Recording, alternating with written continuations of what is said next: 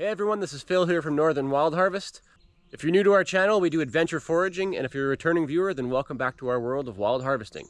Today I'm here with Randy and Alex, and we're here on Vancouver Island, British Columbia, Canada, harvesting stinging nettles. This is a great springtime harvest. Nettles have a variety of different health benefits, as well as they're loaded with protein when they're eaten fresh. We're going to be harvesting these and making them into tea. So we'll be drying them later in the video here. Nettles are a very sustainable harvest, but you do need to know how to harvest them. So when you look at the nettle here, the leaves will come out of the stalk here opposite from one another. So much of the time, plants like this, when you cut them, they'll create a double. So it'll create two stalks. And so you want to leave one or two nodes at least when you're harvesting. So there's two nodes down here. So the lowest you could cut this nettle here is to here or here, because often plants like this will shed the bottom leaves. So if we cut here like that, now this nettle will create two shoots and in theory will double the seed production. So here in this patch, we've harvested this area every year for a number of years, and it still produces as many or more nettles every year. Personally, I wear gloves like this, but I'll show you what happens when you don't. So I let one touch my arm about 10 minutes ago, and look at these little welts here. So we're planning to harvest dozens of baskets here today, and so that would get kind of annoying after a whole day. Hey, we are on private land here, and we know the owners. We have permission to harvest here. This is commercial harvest as well as for personal use, so we're doing both today. And if you're going to harvest like this, make sure you have permission where you're harvesting, or do it on public land in an area that you're allowed to. Let's get into another foraging adventure. So I'm just going to walk further into the patch here, and I want to put my pack board down, and you can see, look at all these nettles. Now this whole area we're in is loaded with nettles like this. They're such an abundant plant, and these ones are at about as late as you'd want to take them. So there's no seeds yet, but they're starting to try to create seeds. This is about as mature as they should be when you're harvesting nettle. So we've got a huge abundant patch right here. They go all the way up the hill over there. All these over here, all through here, all over here. And this is just the first little area. We've got half a dozen or so areas like this just around us here. Got to watch out for these guys. They're everywhere. Look at these little tree frogs. Gotta be careful of those. And nothing else really eats nettles because they do sting you. So the deer don't eat them. As you can see, they're all sitting here ready to go to seed. Nothing's munched on any of these leaves.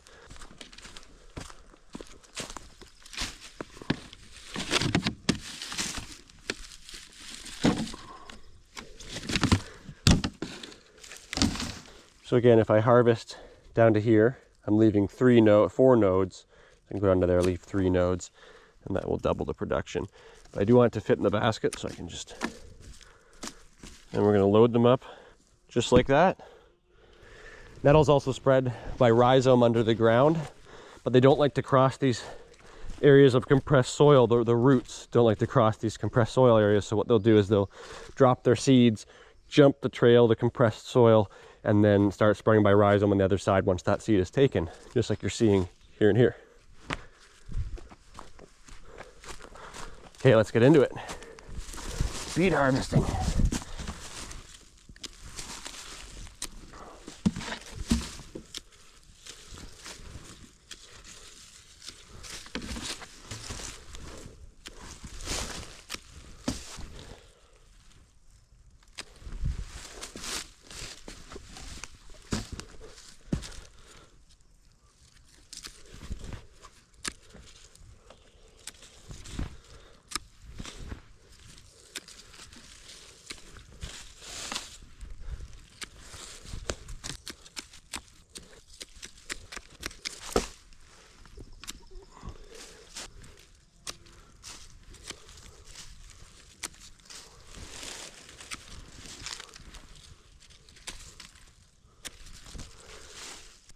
So there's my first basket full.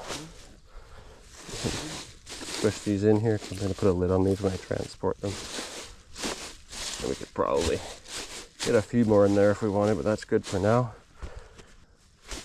So I'll show you where we just harvested. There's still the odd one we've left. We don't need to get every single one and be too thorough. That's okay, we can leave some. And then all these little ones, see here? That's what it looks like after harvesting. There's still, every single stalk is intact. It's just cut down lower to the bottom few nodes.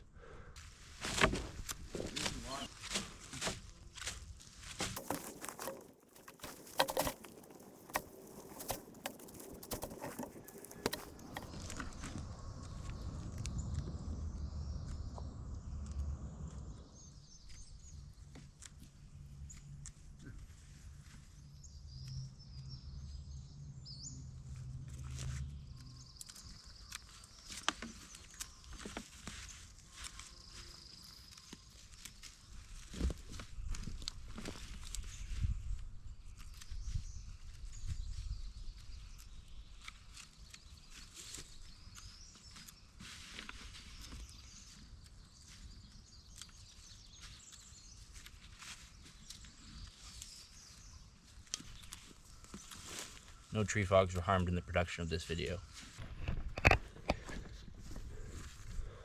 Like another basket and a half there.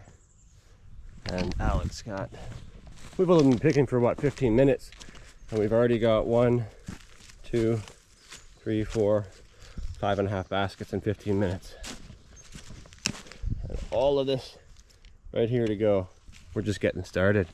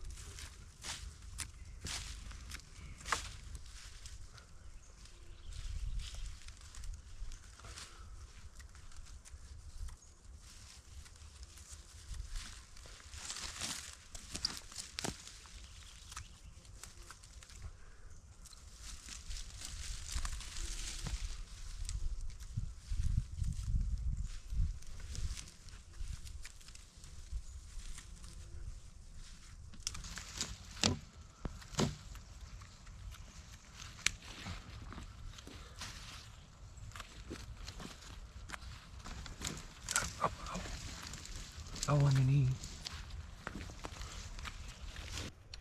What a beautiful day. It's just such a nice harvest. It's not too hot. We're right in the temperate rainforest here, harvesting these nettles. And we come back here every year, and it's a great early spring harvest. And I just feel so grateful in moments like these to be able to work out here in the bush. It's just beautiful out.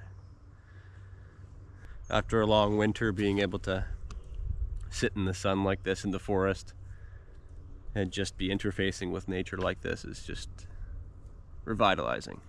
It's a wonderful part about wild harvesting. Very peaceful patch. Yeah, it's a nice peaceful area for sure. How's your day going? Oh, I got a log chiropractor here. So like we always say, you should always adjust your harvesting methods to suit what you're harvesting.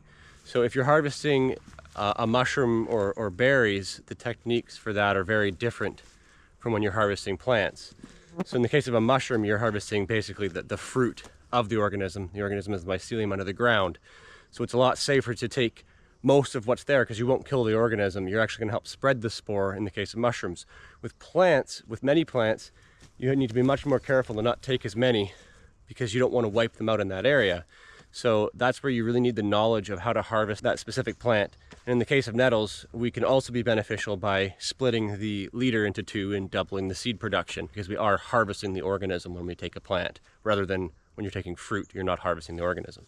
And then the other side of the story is you don't want to pick too much because other harvesters might come in to pick. So we're on private property, so that's not a problem. We have permission. Other people probably won't. Yeah, and there's no animals, dogs or anything like that comes here. So deer, elk, bears, wild pigs, and me, and these guys. And look at this beautiful Vancouver Island rainforest we're harvesting in today. I'll just give you a little walk around here. So on the island here, it's an iconic place for these beautiful temperate rainforests. So they're dominated by Douglas fir trees and a few other fir species, as well as cedar trees. There's actually a hierarchy to the stage of the forest and that tree species. So you start with your soil builders such as alder, poplar, the aspen, which is a type of poplar, a lot of the deciduous trees, and then they build the soil for the longer living species like the Douglas fir and the cedar. The Douglas fir survives so long because it's a very large growing tree, one of the larger species we have. We've had record Douglas fir trees on the island. They're still here. This is a Doug fir right here. This is, believe it or not, this is a fairly small Douglas fir. You know, they can get like 15 to 20 feet diameter on their stumps when they're fully grown. We also have big leaf maple trees here. So here's a beautiful big leaf maple, and these are great soil builders. They've got these amazing canopies. They're just, this is, you know, a 150 foot tall tree here. And then the cedar trees, and this is a western red cedar, very prized wood, and just an all-around beautiful tree. And both the cedar and the Douglas fir tend to survive forest fires more than most species. In the case of the Douglas fir, it's got this big, thick bark. And in the case of the cedar, when it does burn, it only needs a little bit to survive, and it'll regrow around the burnt part of the tree over the course of the next 100 years. So here's a Douglas fir with its thick bark. And this is a young one. When they get old, that bark can be 6 inches to a foot thick in some cases. And then here's an alder tree. So this is one of the earlier soil builders. These trees will soon die out. They'll fall. That will all turn into nice soil for the later hierarchy tree species like the Doug fir. And that's part of the natural cycle of our forests here. There's a spot on the island that has the highest annual rainfall in North America. We're not too cold here. It's generally just below freezing in the winter months.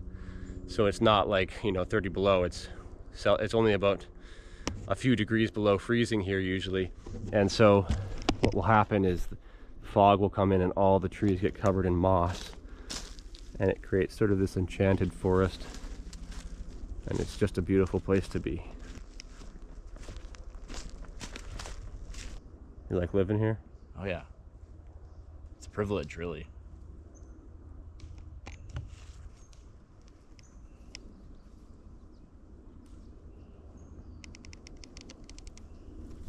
So just to show you, here's the rhizome root on this nettle here. So these rhizomes, they're like long runner roots, and they can shoot up a new plant from other areas on this root as they grow.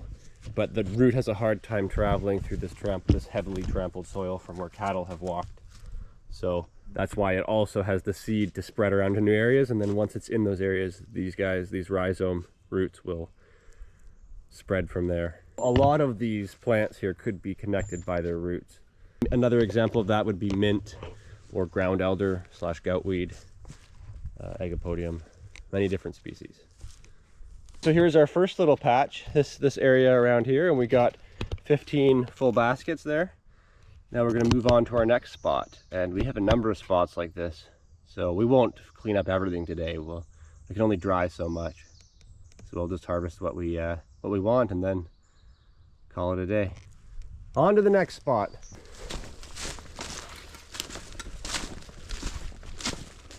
Wow. That's a good spot. They're all huge here. Look, they're all full size.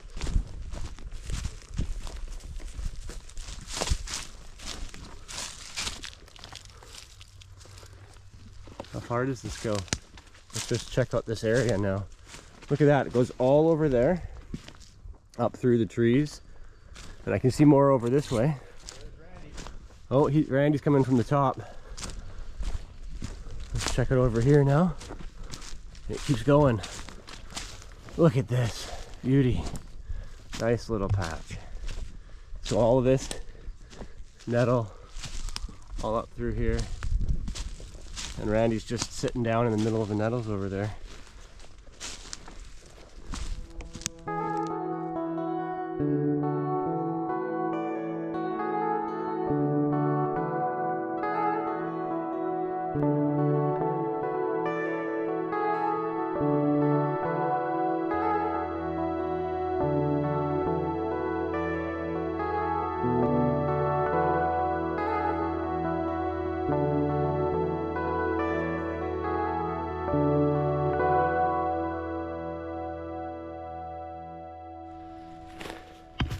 Let us know in the comments below what you think of this nettle patch. I'm sure some of you have harvested nettles and you know how abundant they can grow. So you can probably relate to this, but they sure are prevalent in this area. It's great.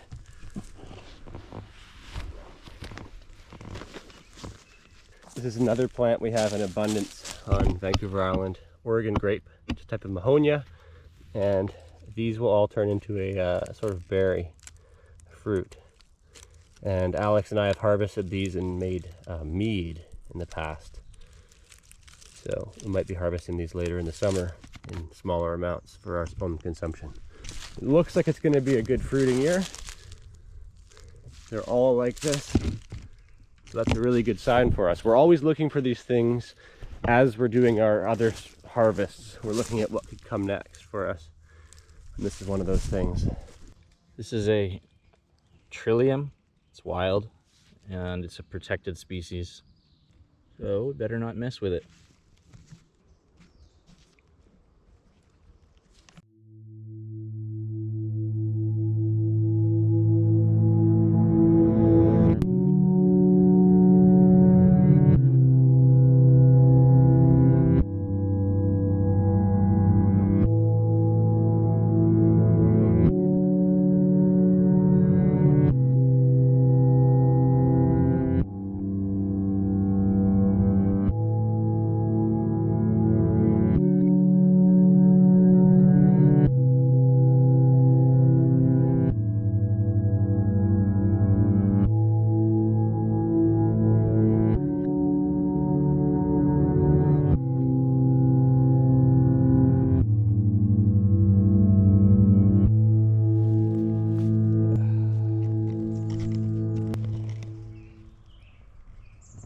Flirting with the nettles. So if you have to pee, make sure you walk away from the patch of nettles. So check this out. This is a big leaf maple tree, and all over it is these blossoms. So we've never harvested these in large amounts, but we just want to show you these are delicious, mild additions.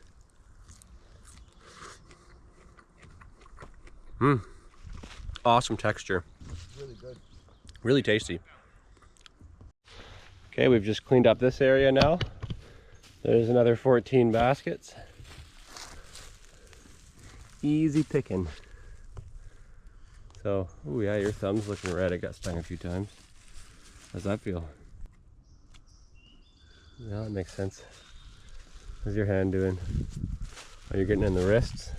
A little bit. My knees.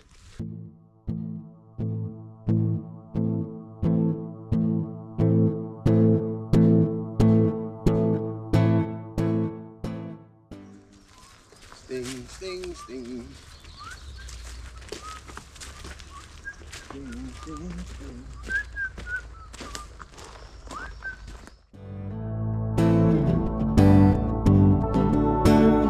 Here's Grandpa Morel carrying a packboard. Look at that. 69 and I'm packing them fine.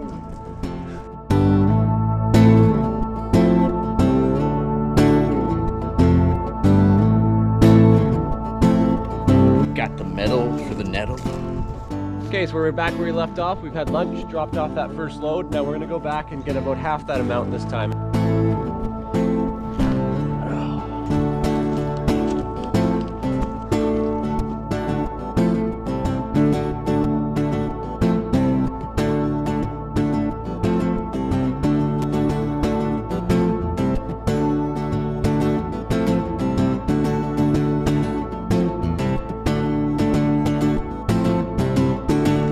Randy went down, you alright? Yeah.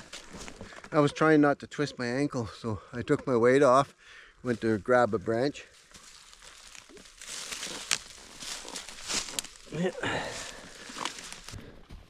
Oh, here's some nettle. Look at all these. Look at this. I'll take you for a walk through it. As far as I can see that way to the hillside. We're just gonna walk through it now. Oh. Yeah.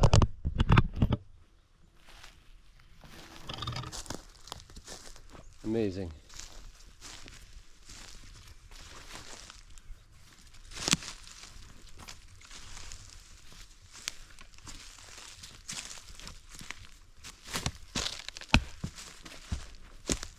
Oh my gosh, it just keeps going. This is a great patch. We won't even finish this.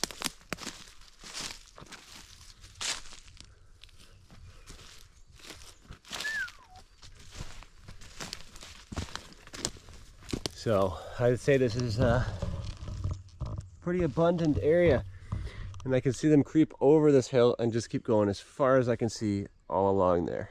Amazing.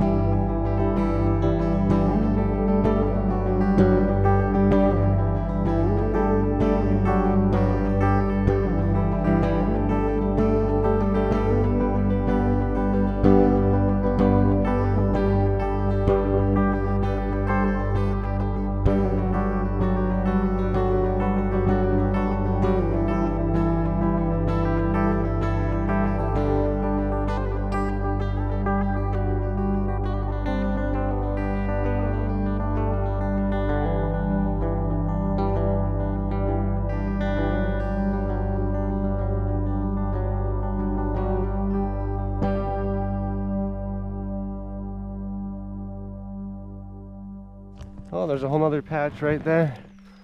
We'll leave that. We've got enough. There's plenty more around here.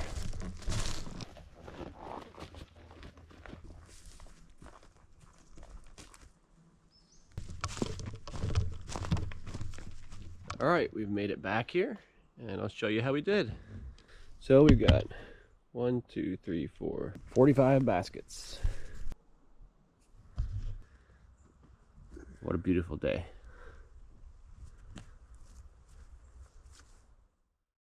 Okay, so we've transported all of our nettles to our drying location. We were able to dry some of them overnight with just our blowing fan, and they shrank down, and we really condensed them in for transport, and now we can load them into our dryer that we made in last week's episode. So most of the time we'll be using this drying setup for drying mushrooms, but this week we'll be using it for drying our nettles. So we're going to try to put 2 baskets on either of these racks. We've got 10 of these racks, and then We can stack some more here, and we'll put some air on those as soon as possible. And then once they've dried back a little bit, we can get the stove going on low and add some heat to finish the drying.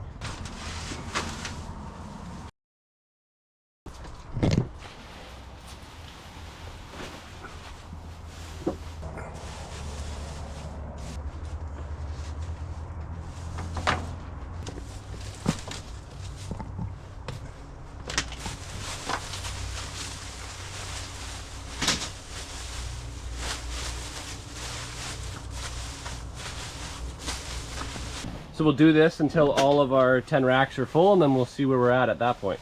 If you watched our video last week, you know we had some issues while building this drying room with our motor, our brand new motor that we ordered. So we're having to dry these nettles while finishing off our dryer.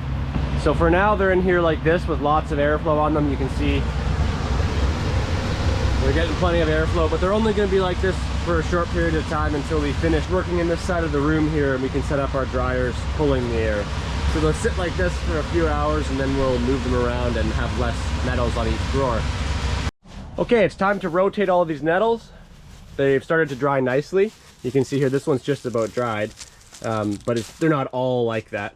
And it's kept basically all of its color, which is great. So now we've just finished our other dryer here. So we've got this side of the Quonset available, the tent here. So we can add in our nettles into these two dryers and spread them out a bit more.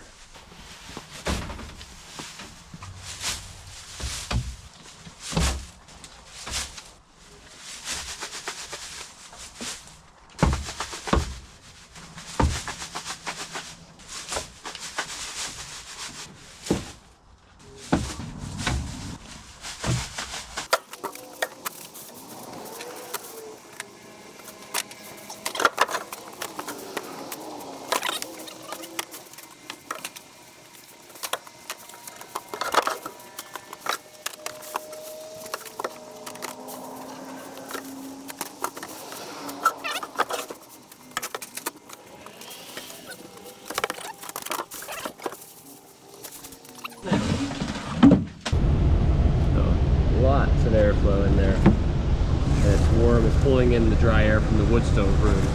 It's not hot air, it's just warm, dry air. So then once they've condensed down, we can move them back in here to finish at the end. And it's only more airflow with the door on.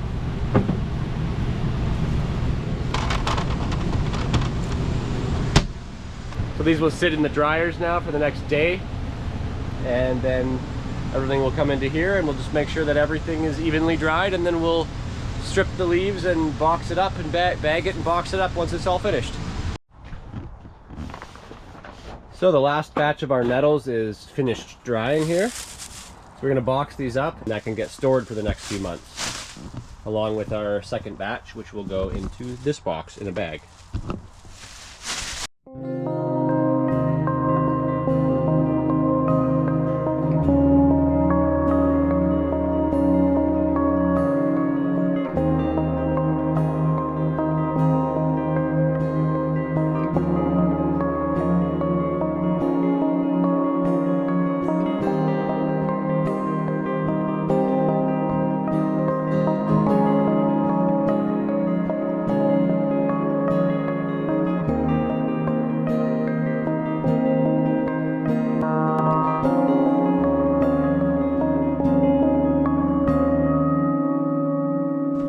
We ended up with this box full, another box here totally full, and this has been like squished down, so it's really full, and then another bag which will go into a box in a moment here. So just under 3 full boxes, and that was all dried in this wood stove room and then in these portable dryers here. In total, our nettles we weighed up the first box. We have approximately 12.5 pounds of separated leaves. That's our total for this harvest here. So that 45 baskets, once dried, separated from the stems, will work out to about 12.5 to 14 pounds. So thanks for watching, hope you enjoyed, and we'll see you next time.